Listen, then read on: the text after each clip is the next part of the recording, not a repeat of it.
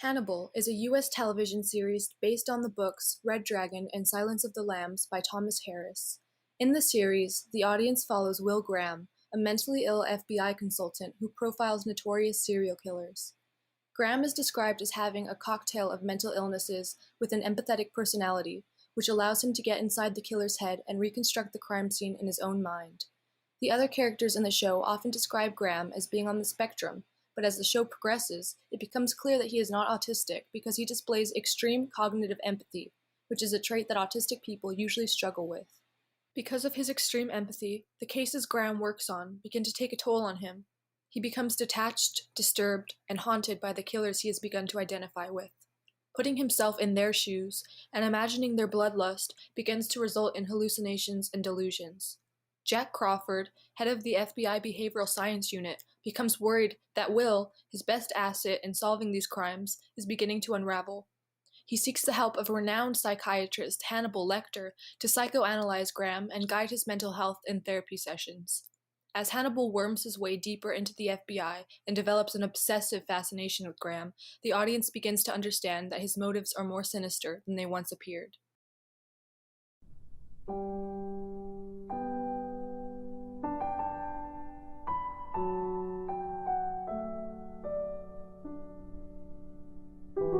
On the surface, Hannibal Lecter is a charismatic, polished, successful psychiatrist.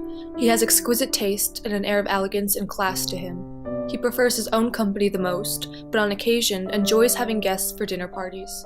He is polite and values manners over all else. He is well-rounded and an excellent cook. However, this is a carefully orchestrated disguise put in place to hide the monster he truly is. The real Hannibal is a psychopathic serial killer who enjoys eating the remains of his victims. He is emotionally intelligent and manipulative, and enjoys hiding in plain sight. Hannibal is amused when an opportunity to work with the FBI comes up, and he begins to visit crime scenes of which he is responsible for. He is put in charge of creating a psychological profile of the Chesapeake Ripper, a notorious serial killer who mutilates his victims to mimic famous pieces of art. Being that Hannibal and the Chesapeake Ripper are the same person, he leaves misleading clues to frustrate any attempt at making an accurate profile of the killer or to disguise the murders as the work of other serial killers. Throughout the show, his killings are consistently theatrical, yet he considers his murders to be more like slaughtering pigs. In one episode, he justifies his actions by saying, "It's only cannibalism." This demonstrates the two main aspects of his personality: his grandiose ego and his classism. He believes his superiority gives him the right to eat lesser beings, which means just about everyone. Hannibal also argues that rudeness is the ugliest thing on earth, and as such chooses his victims from people who are lower in society or ill-mannered. Hannibal has always hid under the guise of his quote person suit, and has never allowed anyone to truly see him. That is, until Will Graham. As the two work together to find the Chesapeake Ripper, Hannibal is consistently impressed with Will's ability to get inside his mind. Even when Hannibal gives misleading psychological analysis on the Ripper or leaves misleading clues at the crime scene, Will is unfazed and passes his tests every time. Hannibal enjoys someone studying his work and cracking his psyche. He has never met someone who is able to understand him like Will does. He also enjoys the fact that Will is able to profile the Ripper with such accuracy while still being blind to the fact that it is his now close friend Hannibal.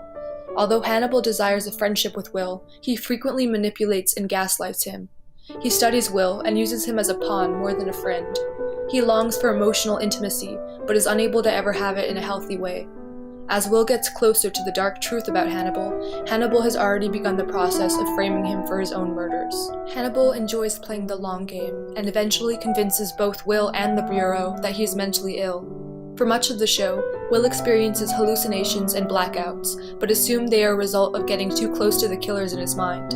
Hannibal is secretly aware that the true cause is encephalitis, but he hopes to frame Will as the Chesapeake Ripper by concealing this fact.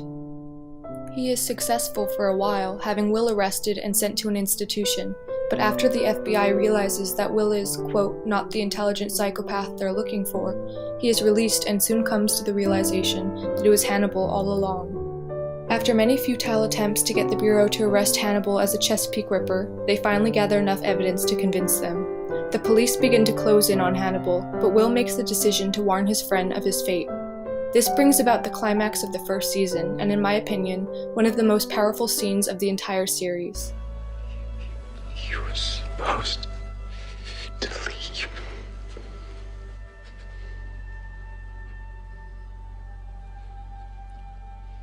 We couldn't leave without you.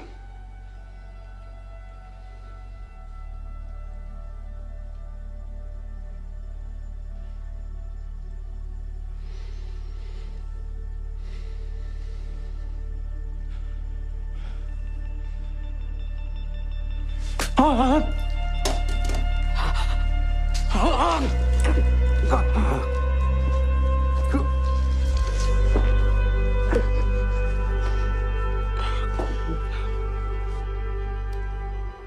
Time did reverse. The teacup that I shattered did come together. The place was made for Abigail in your world. Do you understand? That place was made for all of us. Together.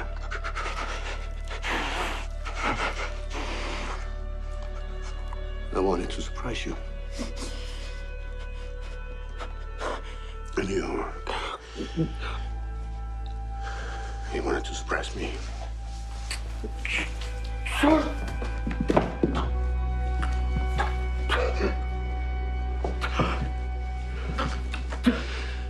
I let you know me. See me.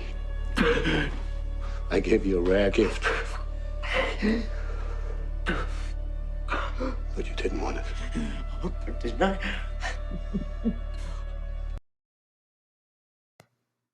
Hannibal is a complex character, one that I wanted to analyze immediately after watching the show, because even though he is a psychopathic, cannibalistic killer, the show develops him in a way that leads the audience to feel bad for him, to want him to have a connection and friendship with Will. They are two extremely broken people who understand each other in ways no one else can. Yes, you grow to despise Hannibal for who he is and his disregard for others, but you can't help wanting him to have a happy ending. This show could be controversial for making an extremely evil, twisted situation seem less than black and white, but that's what's so interesting about it. I thoroughly enjoyed analyzing these two characters, and I highly recommend this show. Thanks for watching.